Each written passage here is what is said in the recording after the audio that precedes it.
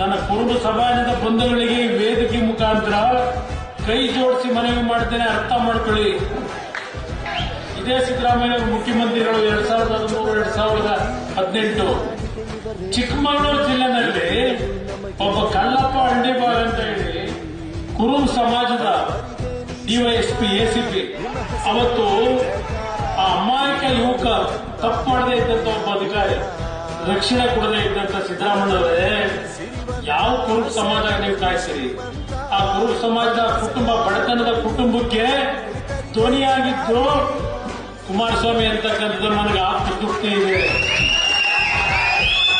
ಕುರುಬ ಸಮಾಜದ ಬಂಧುಗಳಿಗೆ ಮನವಿ ಮಾಡ್ತಾರೆ, ನನಗೆ ಜಾತಿ ಇಲ್ಲ, ನಾನು ಯಾರನ್ನೂ ಜಾತಿಯಿಂದ ಗುರುತಿಸಲ್ಲ. ನನ್ನ ಹತ್ರ ಯಾರಾದ್ರೂ ಬಂದ್ರೆ ನಿನ್ ಕೆಲಸ ಏನಪ್ಪಾ ಅಂತ ಕೇಳ್ತೀನಿ, ಏನಾಗಬೇಕಪ್ಪ ಅಂತ. ನೀನ್ ಯಾವ ಊರು ಅಂತ ಕೇಳಲ್ಲ, ಯಾವ ಜಾತಿ ಅಂತ ಕೇಳಲ್ಲ.